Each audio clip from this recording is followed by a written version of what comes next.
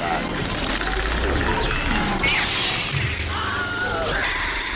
you will know my name is the Lord. And I'm walking here. I'm walking here. I'm sorry, Dave. I'm afraid I can't do that. Groovy. Let's get things rolling. I think I might say that from now on instead of doing the intro spiel. Let's get things rolling. And then it'll be a show about gambling. Let's get that pussy wet. That's our new intro. That's how we're starting the show. And that was the day Jamie and Box Office Pulp parted ways.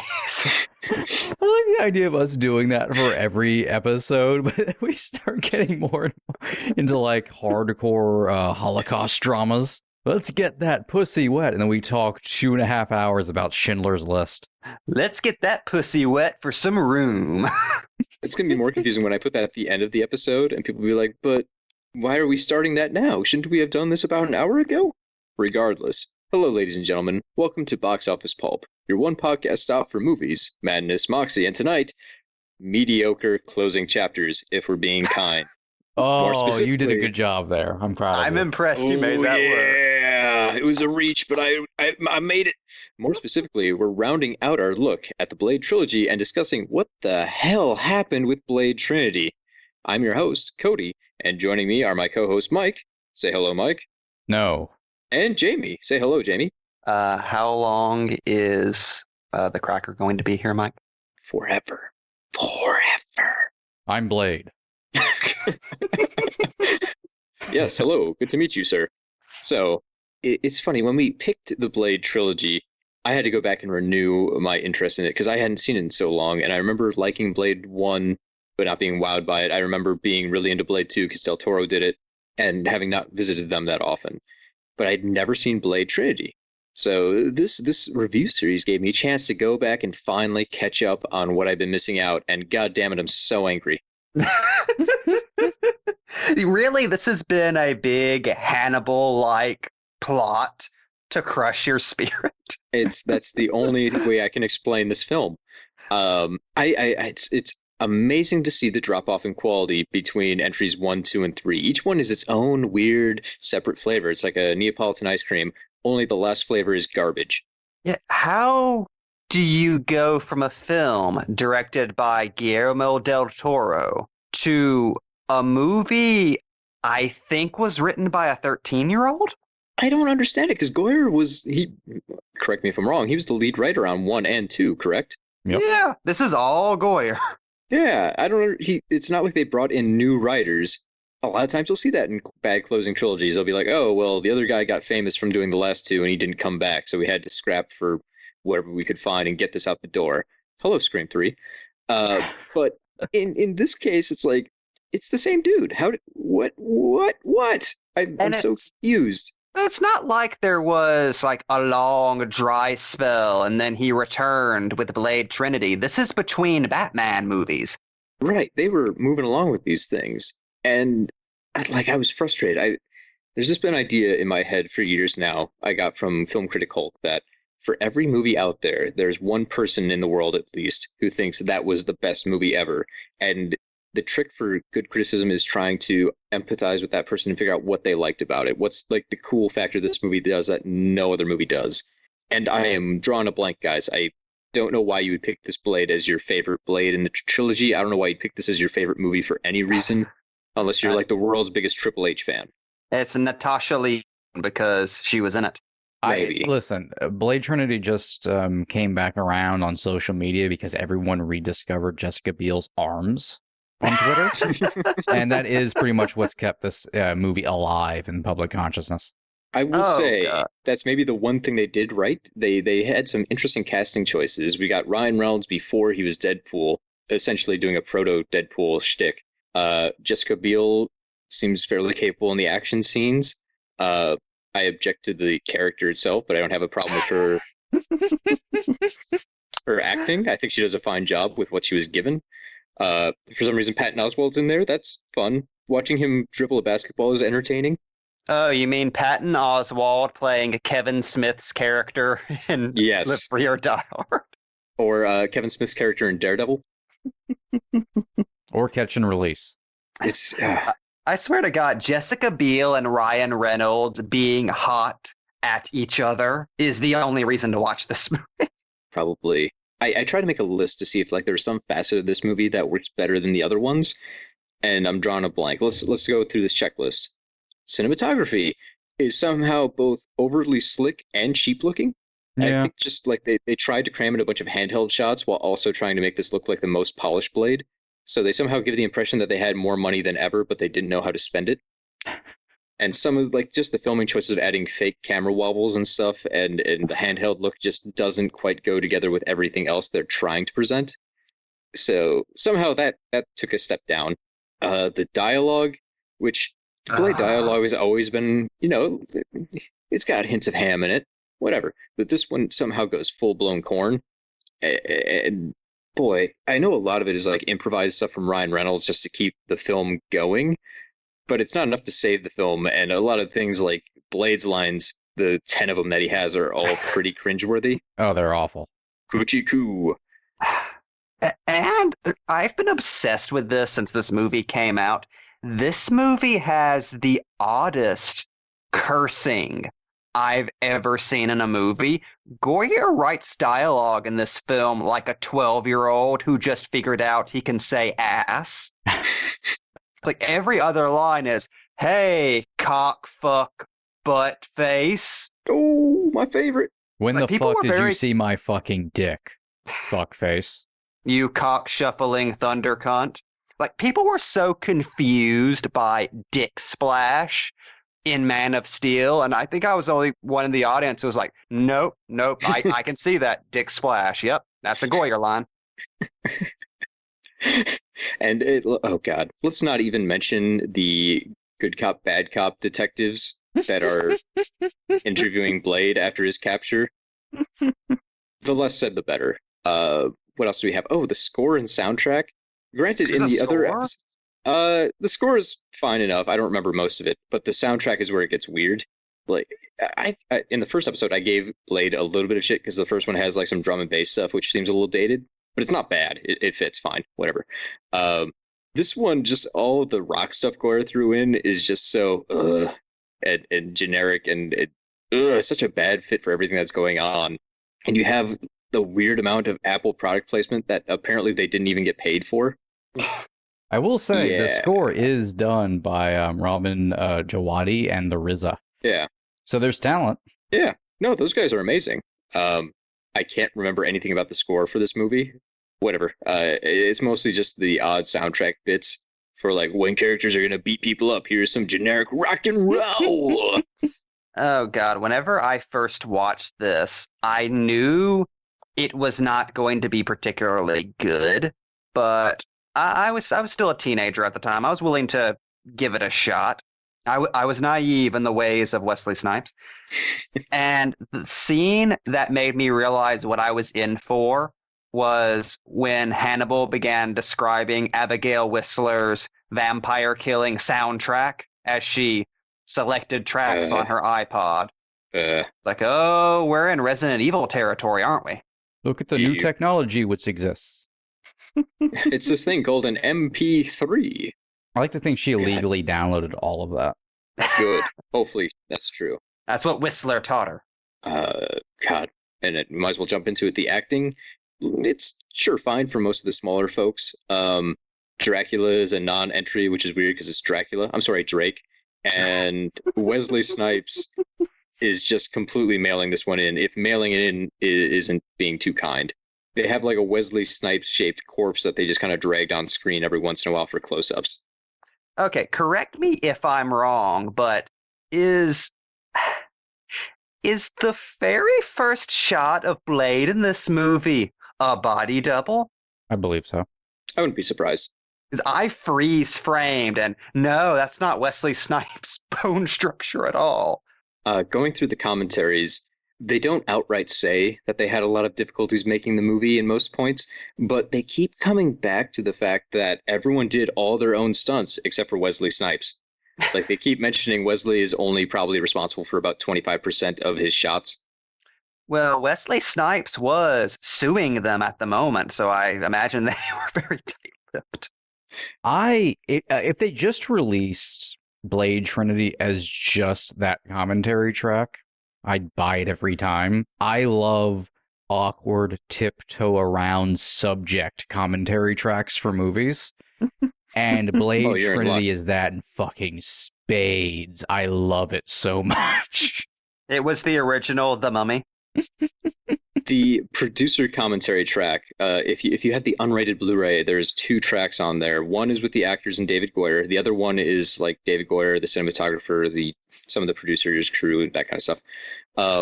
And they're all very kind throughout the whole thing. The only times they really mention disorder is stuff like, Wesley Snipes not doing all of his own stunts, hint, hint. But at the end, they do get one barb in that I love, where I believe Goyer is talking about how difficult it was to film some of the acting or action stuff at the end with Dracula. And one of the other guys bumps in like, oh, yeah, well, one of the other guys is just mailing it in. I suppose it's hard. And Goyer goes, no, I was talking about with all the makeup. It's really hard for Brian Steele to move around. And all the other people in the commentary at the same time went, ooh, like it was a schoolyard burn. Don't get me in trouble, guys. I still want to do Blade 4.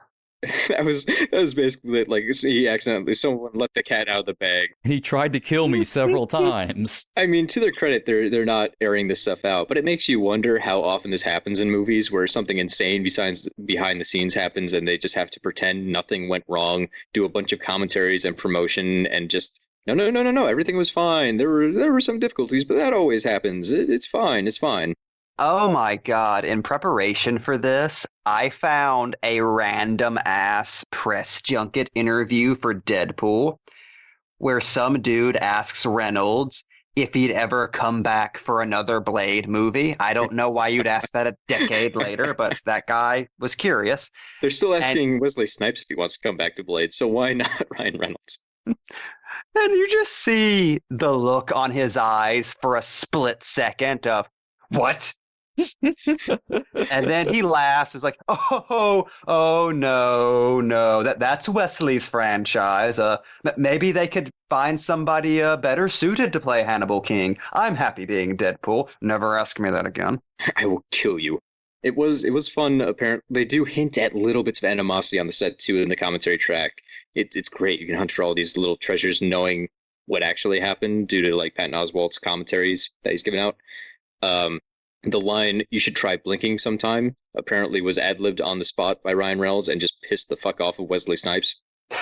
Is that why he refused to shut his eyes in the end? Wasn't it the other way around? Like he refused to open his eyes? Yeah, they're CGI. Yeah. It's hilarious to look at, like, find GIFs of Blade in that last shot opening his eyes. It's hilarious early CGI. Yeah, they had to CGI Blade's eyes open so they could get the shot. Because Wesley Snipes just refused to open his eyes. He just laid on an autopsy table like, no, I refuse. Or like CG eyes, am I right, guys? Ooh, you're done on this show. Get out. This show's all about quality and rolling in that pussy. What are you doing? Now you have to include that in the intro. You can't cut it out, Mike. Swimming in pink. That's just how we open the show now. You can't remove it. Okay, we might as well go deep into this. Pussy deep, you might say.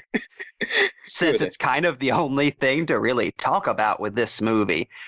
So, remember our episode on Lost Souls, the tortured journey of Richard Stanley's Island of Dr. Moreau?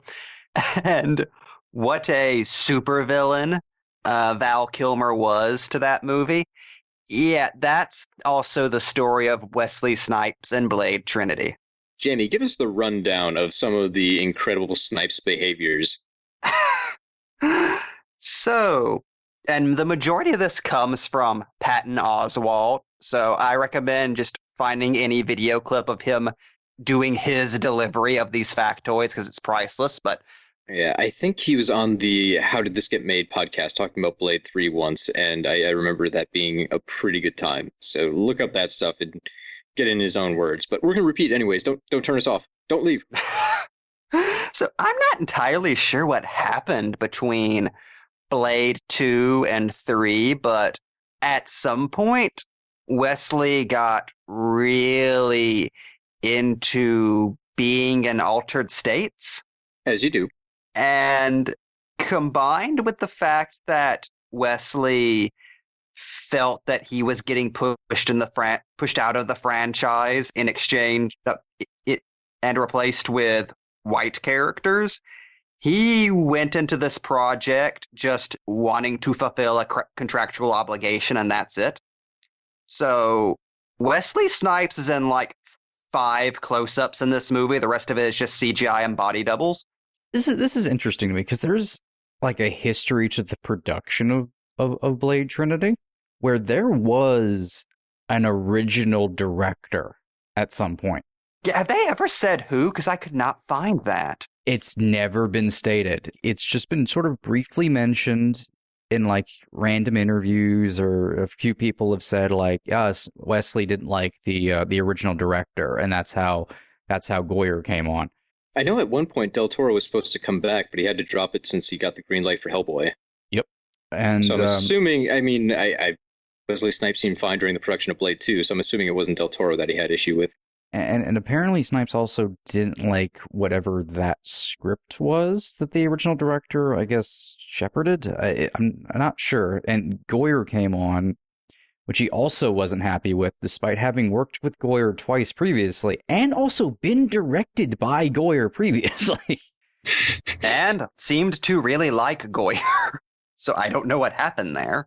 Snipes became a different person, apparently. And the whole replacing Blade thing, I'm really curious about, because a lot of that really only comes out through the finished product, which is directly because of Snipes' behavior. Right, like they only had to film around him because he was not giving feedback or lines or showing up. He wouldn't leave his trailer. So, of course, Blade becomes a minor part of the movie because Wesley Snipes refuses to add Blade to the movie. Well, it was a weird self-fulfilling prophecy, because I can understand where Snipes was coming from a tiny, tiny bit, because Trinity is kind of a backdoor pilot for a Night Stalker spinoff. I know that was something that was floated around a lot in the production, and it is a little fucked up that Goyer kind of hijacks a Blade movie to do that. But like you said, like he made it infinitely more so with his actions. It's a chicken and the egg thing. Like, which one actually came first is kind of the question. Like, was the Night Stalker's backdoor pilot that Blade Trinity very much became? That's why they filmed that fucking dumbass werewolf ending. Was that so they could continue the world of Blade, which Goyer clearly had a massive affection for, but without Blade? Was always the intention to maybe make spin-off characters, or was that just, things are going really badly right now, we need to be able to continue without Wesley Snipes? And also, all of the Night Stalkers except for Abigail and Hannibal are brutally murdered in that movie. So they barely have any presence. I couldn't name like any of them. There's a blind lady, Patton Oswalt, some other people, a baby. Well, a child, not a baby. Let's be concise with our terms. So it's weird. I've never seen a movie more unsure about what it's trying to establish. All it knows is it wants to get rid of Whistler again. That's still I love watching these movies back to back and watching Whistler die, live, and die again, like he's some kind of reverse war boy. I was really expecting Whistler to come back as like the surprise ending, like I wasn't dead at all, and he's just wearing a cast. He's Dracula. Kristofferson did technically play Dracula very briefly. Can someone explain to me why Drake invaded the Night Stalker headquarters as Whistler, a character they all know is dead? What I want to know is, how the fuck does he know about Whistler? Dracula telepathy? Yes, Dracula that's been dead for centuries, or sleeping for centuries, somehow has pictures of Whistler hanging on his bedroom door, and he can just copy them from memory. Okay, I brought this up before we started recording. If you told me right now that, oh, Dracula, yeah, he was reshot into the movie about 2 weeks before release, I would totally fucking believe you. Oh yeah. he barely interacts with the other characters. He has like a sex scene with Parker Posey and obviously like a fight scene with Blade and a really, really stupidly long foot chase scene. But most of that is just Blade running around corners and not seeing where Dracula is. And then Brian Steele plays him once he transforms into a monster at the end. So I will give credit where credit is due. That is a cool monster design. I do like that. I do really love. I really do love the Dracula monster design, and I think we see too much of it. Like maybe if they had filmed it so it was more in the dark to kind of hide it. The way in full light it looks to me seems more along the lines of something you'd see on like the sci-fi. Oh, it's not filmed right they, at all. Oh yeah, they it's not. you know like had to make up a monster and show it off. If you see the behind the scenes photos of the fight where it's the monster and Wesley Snipes double, AK Blade in the movie for all intents and purposes, it looks great. It just looks fucking weird in the movie. But I like the implication due to it having a Reaper mouth that the Reapers just kind of unlocked things in its DNA that go back to Dracula. Like it's kind of a reverse. That is cool. I like kind of like the story that's implied there biologically with the vampires. They apparently really like the Reaper design because even the dogs have Reaper mouths. That just seemed disrespectful. I'm sorry. God. After the success of the Hulk, let's not do any more giant CGI animals that the bad guy has to fight or good guy has to fight. It just never turns out looking good. It's always silly. I'm sure silly was what they were going for, but it still comes off as not the right kind of silly. Also, I appreciate the fact that Drake's look is essentially just the armor from the beginning of Coppola's Dracula, but flesh. Because I think even Goyer was like, "We need more of that armor, goddammit." It's a little frustrating because somewhere in that character there's a nugget of an interesting idea. We've got a Dracula who wakes up out of time and it is disgusted by everything because it hasn't turned out the way he tried to set up. Like he gets to look at his own legacy and see it's not great. That's kind of a vibrant idea. You can work with that. And the idea that he can do cool mythological stuff like shapeshift because he's made of tiny bones everywhere.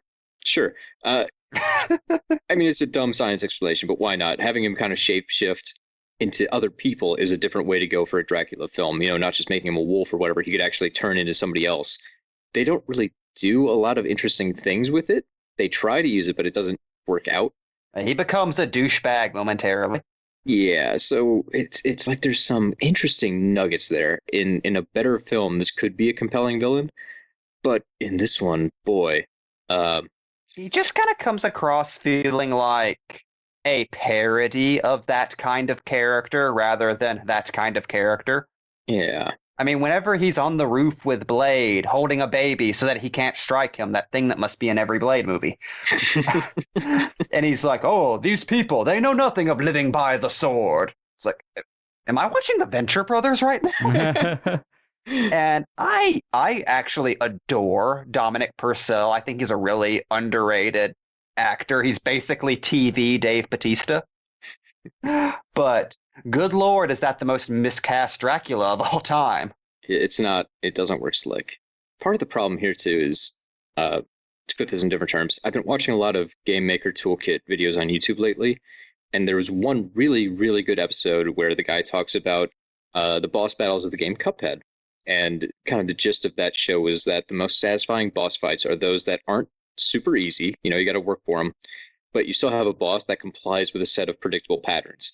So that way, when you win, you don't feel like your victory is caused just by luck. It was, you know, through timing, skill, observation, thinking powers, and a little bit of skill all being combined together to figure out the boss's pattern and how to get around that and defeat him. So there's no chance or gimmies. Obviously, you're watching a movie, you're not playing a game, so it's not like the viewer is directly involved in defeating the bad guy, but it should still kind of hold true for film villains. There should be some sort of logic that is complex enough to maybe make them stand out, but not so complex you don't understand what the fuck they're trying to do as a villain. Like, if we look at the rest of the trilogy, we get Deacon Frost, who's very easy to understand. He wants power, he's a modern vampire, and he's disgusted by the old school rules of the ruling class, and he doesn't like that he's treated as lesser than them because he wasn't born a vampire. That all makes sense. It works. He's a character that I can understand and gives good incentive for Blade to do his thing. Blade 2, we get Nomak, who is, pretty much a stock Del Toro villain. A little thin on page, but they give you enough about him where you understand he's, this noble, tragic kind of figure who's also memorably disgusting. And there's just enough shreds of information there where you can build your own headcanon about the character and really build him up easily. I think it helps that Del Toro always writes like a bunch of pages of biography for all his main characters. So he definitely gives off the vibe that he has a firm understanding of how his character should behave in any situation. And you have Luke Goss going, "Father!" which is all you need. And it always helps. Whereas Dracula, like, I don't really get any of those vibes. I know he's out of time and he just doesn't like vampires or humans because they're not pure enough. But I don't quite understand the plan. Like, he's just going to get rid of everyone? Is he going to remake everyone in his image with genetics? I have no idea what Dracula wants, especially since his motivation runs counter to the sub-villain's motivation. Right. They just drag him into the movie. He doesn't want to be there, and then he doesn't really do anything that proactive. He just kind of waits for Blade to fight him at the end, and that's it. He has a duel. His ending isn't even particularly interesting. Someone shoots an arrow at him, he catches it, drops it, Blade then stabs him with that arrow. It's like, oh, that was it. He's killed by the legacy virus. It's basically like the ending of Smaug in the Hobbit movie. He's just like, oh, okay, well, that's done now. Good. Moving along. It's so weird because they pick Dracula, but then they also do stupid things like, let's call him Drake now for no reason. Just like once, just so everyone knows he's not Dracula. It's like, what? They needed a big name vampire for the finisher, but they just didn't have any real plans for him. They needed that name, but that was it. The Drake stuff like vaguely comes from the comics, sort of. There's a lot of there's interesting stuff there between Dracula and Blade, like storyline stuff, but it's so everything in the movie mechanics wise feels last minute half baked, like it was never actually supposed to be there. And it's just been assembled like a week before filming was supposed to begin. Like entire villains don't feel like they're supposed to actually be in the movie. Entire characters feel that way. Essentially, Triple H is just there so Ryan Reynolds gets a really cool throwdown fight. Pretty much. It never feels like anybody making the movie actually is invested in anything that's happening. No. No. Including Goyer, who's writing and directing the movie. Like, I want to know what the fuck happened during the development of this. Like, we know previous scripts were thrown out for various reasons between studio and between Snipes.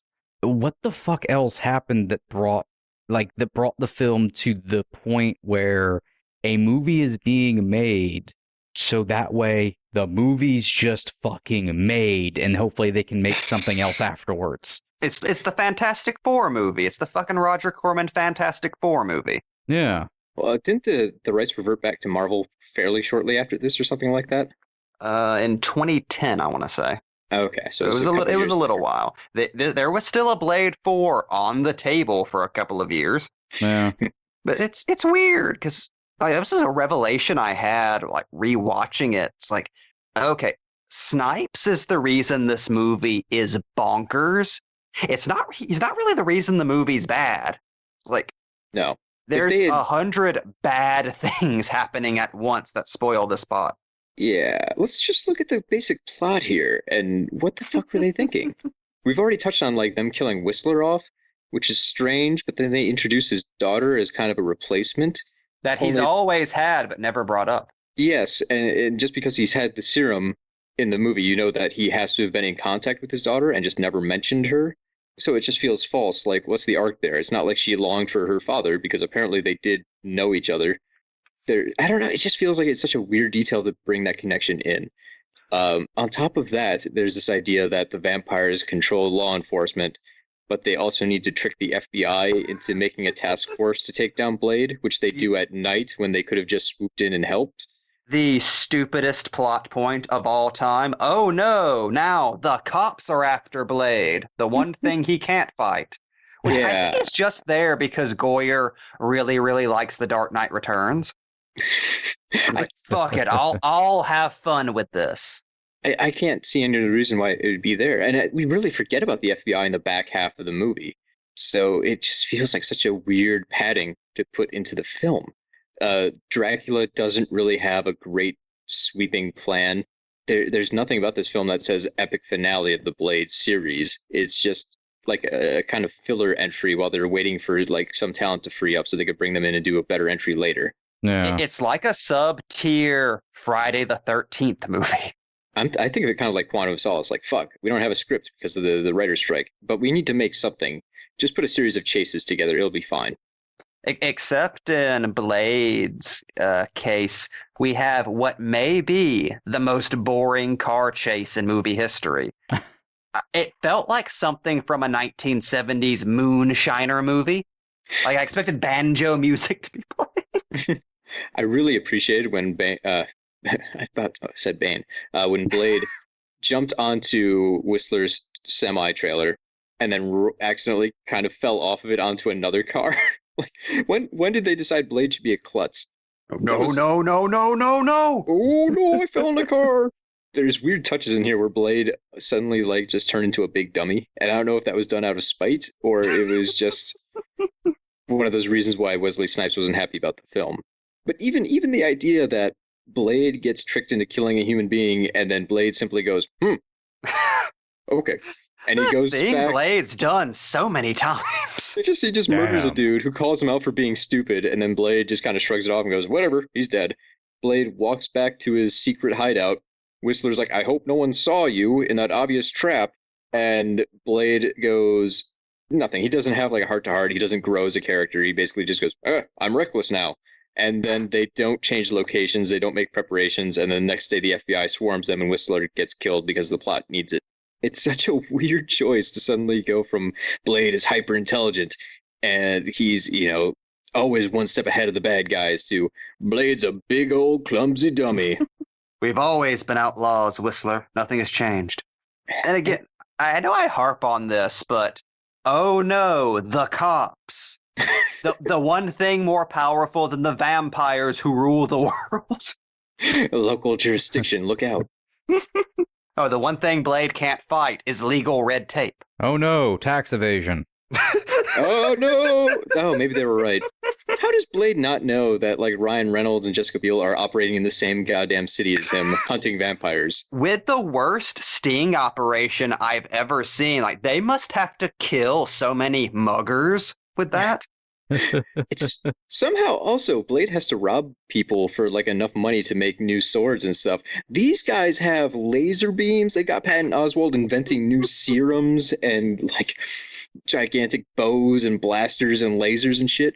What grant did they get? And why isn't Blade applying for it?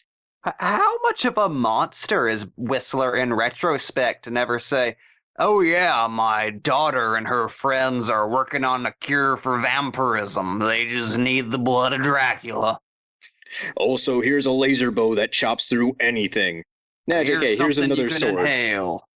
They don't even attempt to give Blade an arc in this one, which is so strange because the whole thrust of the movie is Blade might have to sacrifice himself to kill the vampires, which is set up in the first movie. We know all Blade does is live to kill vampires because his hate is so strong. And then by this one, we don't get a sense there's hate or anything. It's just kind of like, well, I guess this is my role. Better blow up all the vampires. It's almost like Blade didn't show up on any filming days. Yeah. It's hilarious, that interrogation scene where Snipes' eyes are fucking red, man. No, they say in the commentary, it's just those contacts really bothered his eyes. Which actually might be true because they mentioned he doesn't bother wearing the contacts and he chose sunglasses that clearly show he's not wearing the contacts. So they had to like individually craft each scene digitally to change the lighting on his face to make the sunglasses darker so you couldn't tell the continuity error. He also wanted to wear sunglasses in nearly every goddamn scene. And refused to take off his coat during the sword fight at the end until they apparently forced him to. We should say Snipes also refused to refer to anyone by name. Reynolds and Beale were just the cracker and the white girl. And correct me if I'm wrong, Mike, didn't Snipes like refuse to be in the same room if Beale was present? There was something like that. Yeah, he threatened Reynolds on numerous occasions if Reynolds talked when essentially the cameras weren't rolling. Snipes would also, one, only be referred to on set as Blade, which, all things considered, happens more often than you think. But what's interesting is he would only communicate through stick-it notes that he would sign Blade because he was in character. That's definitely what Blade does. He gets office supplies. He just put post-its everywhere. That's Blade. If I've known anything about the Blade series from watching 1, 2, and just watching 3 now, it's that Blade loves him some Sharpies and post-it notes. So there's 2 stories that are told during the commentary that are they're treated like they're very like offhanded. Oh, they're funny stories or whatever. They're implying something. And it's 2 instances where Snipes decided he just wants to do something in this scene. But why are you doing this? That's your job to figure it out. One was he wanted to be hanging upside down like a bat. They filmed this. It's in the gag reel. It was not used because it looks shockingly fucking ridiculous. The other one is in the scene in the police station. Yeah. When he is being broken out. Snipes told Goyer that, I'm sure through post-it notes, that he wanted to go up in the ceiling. And that was as far as the explanation went. Apparently he said he didn't want to leave the room through the same door as Ryan Reynolds. Oh, yeah. Oh, yes. I'm sorry. That also happened during that. He decided that, no, he wanted the badass walk into the hallway to be by himself, so they had to figure out how the hell Hannibal King gets out of the room. So they just inserted a shot of him jumping back over the glass to go out that other door, apparently. And then later during that scene, he wanted to go up in the ceiling. So there's just a shot of Blade leaping into the ceiling because Snipes wanted that. And then they pretty much figured out, okay, and then he can jump out at the end or something. And it worked out because you end up getting the forgot my sword moment, which is like one of the only cool Blade moments in the movie. But that's just born out of desperation of what the fuck happens after he goes in the ceiling? Where does he go? Or how's he rejoin the scene? The most amazing thing I learned in research, this is like the one thing I've never seen brought up before that I found buried in like I think a Variety article. At some point a journalist visited the set and noticed that taped to the camera monitors was an article from a local tabloid about how a member of the set, like just an extra, who was apparently a big, huge biker dude, walked up to Snipes and threatened to kick his ass if he didn't stop being an asshole.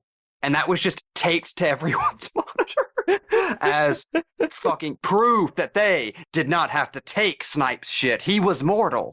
Like, that was an inspiration. That was their John Connor moment. Blade 3, what a hell of a thing. We should add, as we mentioned before, Wesley Snipes then sued Goyer and the studio because he felt he had been mistreated. Wasn't it like he felt the film was detrimental to his career?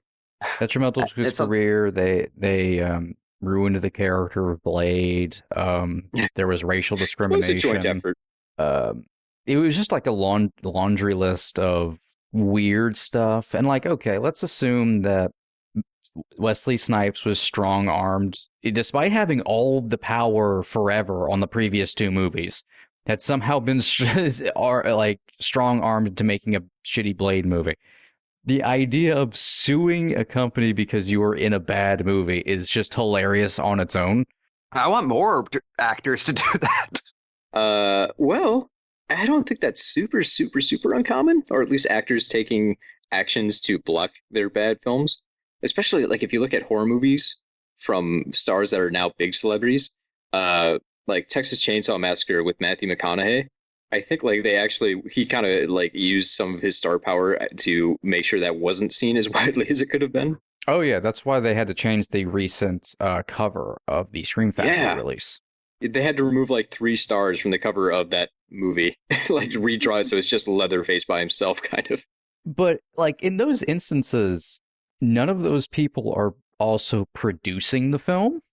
Mhm. And that's the odd thing with Snipes. He has from day one of the first Blade been a very hands-on producer.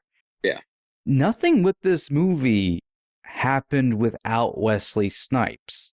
That's the puzzlement of the whole thing. The weirdest thing to me was I just looked at the box office of the films, expecting like Blade 3 to have been so calamitously bad, like it was such a disaster they couldn't make another. But it wasn't that different. Worldwide, Blade 3 made $129 million. So roughly the same as the first Blade. Blade 2 made $150 million worldwide. So it's a difference of $20 million with, I'm sure, a much larger budget. But that doesn't seem like it should be enough to kill a franchise that was still hauling in pretty good amounts of money. It's just strange because, like, my opinion of the film, having not seen it till just now, was that it was such a disaster, such a tire fire that destroyed everything: box office, reviews, careers, and apparently did most of that, but still did okay at the box office compared to the other Blade films, which is a head scratcher. Yeah, just a combination of critical reception, and no one was exactly going to call Wesley Snipes. And then he went to jail a few years later, so. After being on the run for several years, that cannot be overstated. Wesley Snipes was a fugitive from the law for a while. But yeah, it's fucked up how even with Blade Trinity, I feel like they would have made another Blade movie that was successful if it weren't for Snipes' behavior. People liked Blade that much. People still love this franchise. Yeah, Everyone forgot about this movie 5 minutes later. Oh, Even fuck going yeah. off of the critical reception, according to Wikipedia, CinemaScore apparently gave the film a B+ rating from audiences. So audiences weren't even that upset by Blade Trinity. Also, audiences, what the fuck, guys? Okay, I have a story to tell about a particular reaction to Blade Trinity. Okay, I will always remember this movie as the movie I watched after coming home from a funeral. So real pick me up. Oh, yeah. And I watched it with my parents, who were big fans of the previous movie, like me, but were just griping and groaning through the entire thing because they could not get over the David Goyer dialogue. And it took, like, they were able to hold it all in until the scene where Hannibal gets rescued in the third act, and you get that orgasm of profanity from Ryan Reynolds where he's screaming, "You cock juggling thunder cunt!" And my dad stands up and goes, "No, no, no, no!" Grabs the power cord and yanks it out of the wall. Because the evil of that movie was something that would not be stood in his house. And yeah, that's the first time I watched Blade Trinity. I can't top that story. All I can mention is I got curious and I clicked on Wesley Snipes' filmography just to see what he had done since Blade Trinity. And boy, I'm not going to read the titles of these movies because I don't recognize any of them, but the next films he made went direct-to-video, direct-to-video, direct-to-video, direct-to-video, direct-to-video, direct-to-video, direct-to-video. Brooklyn's Finest, I'm not sure if that went theaters or not, but he did get Black Reel Award for Best Supporting Actor.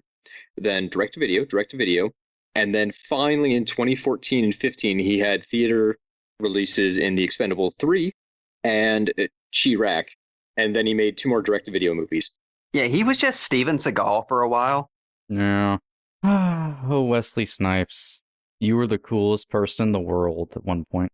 One of the greatest what the fuck happened stories in Hollywood history. It's such a weird thing.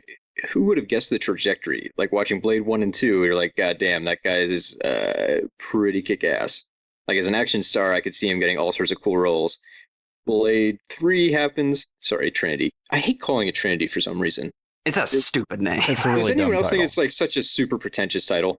But geez, so all of a sudden that happens and he just throws a career out and we get a slog of direct-to-video things that no one will remember. And that's maybe a slight comeback. The guy is in his mid-50s right now, so he's got plenty of time. But I mean, cameo kind of roles in the Expendables films.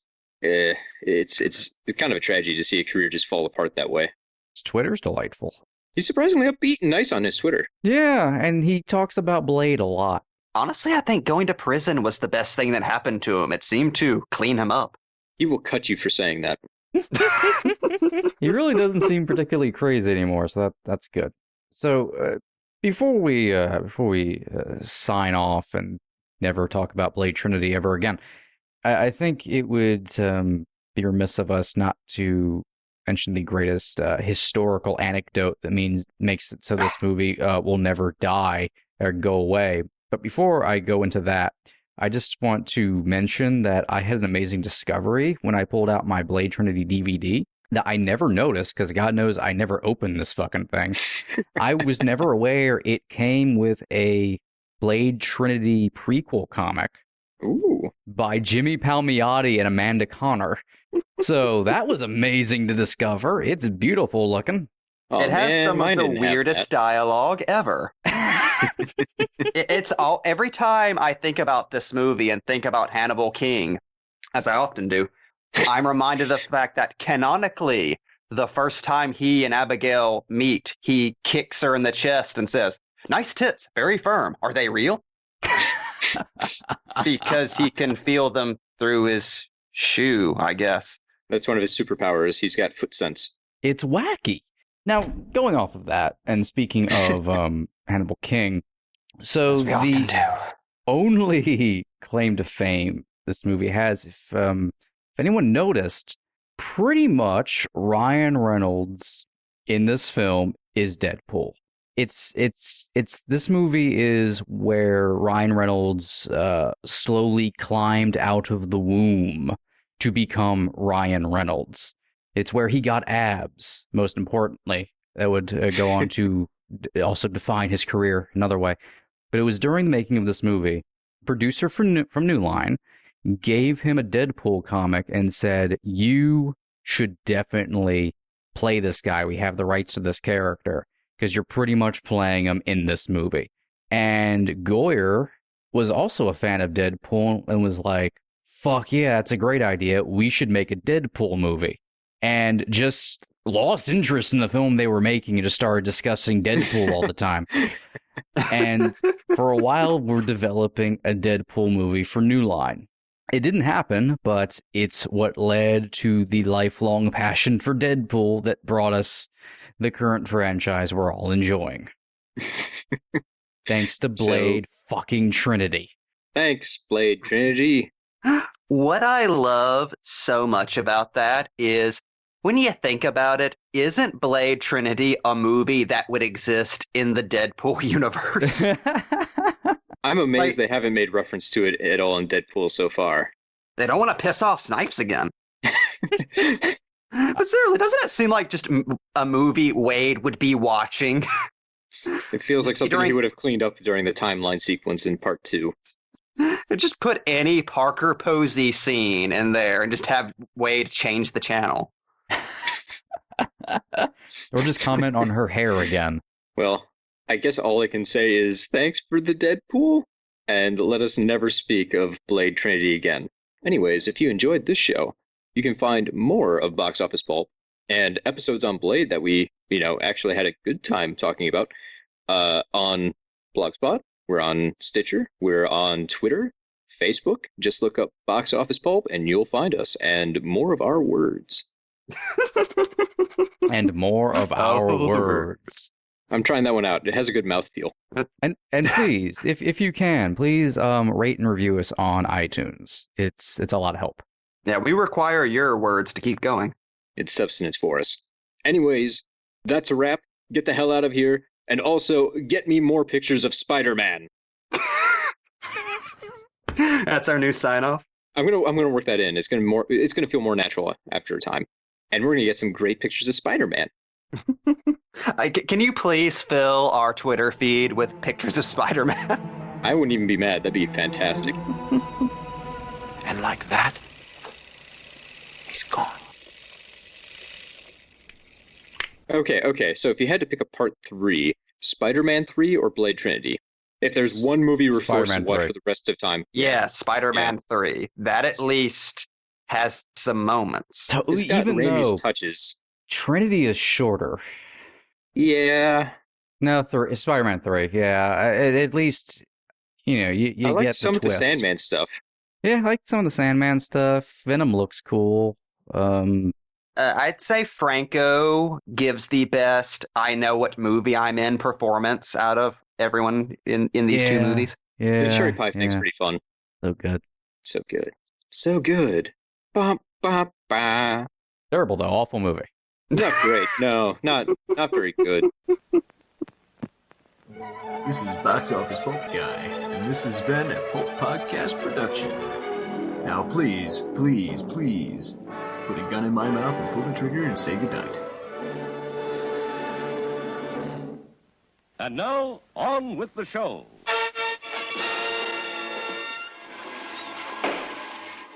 This meeting will come to order. The Legion of Pulp is now in session. In a moment, iTunes... Yes, Quizmotron. I was wondering, Emperor Palpatine, if I could perhaps... Box Office Pulp thinks we need a few items to pawn on the black market. Box Office Pulp Guy, you have a podcast dedicated to movie analysis. Pinhead, your pleasure puzzles are deadly. Isaac, you've got corn. Gone? What more do you need? How about a nuclear warhead? What? All the other supervillains have them. With a nuclear warhead, I shall leave all other podcasts to tear themselves apart with paranoia. Box Office Pulp wants a magic lasso to hang himself with. Can I get a ship in a bottle kit I demand more corn. to make my own ship in a bottle? Oh, enough of this. The hell do I look like, Santa Claus?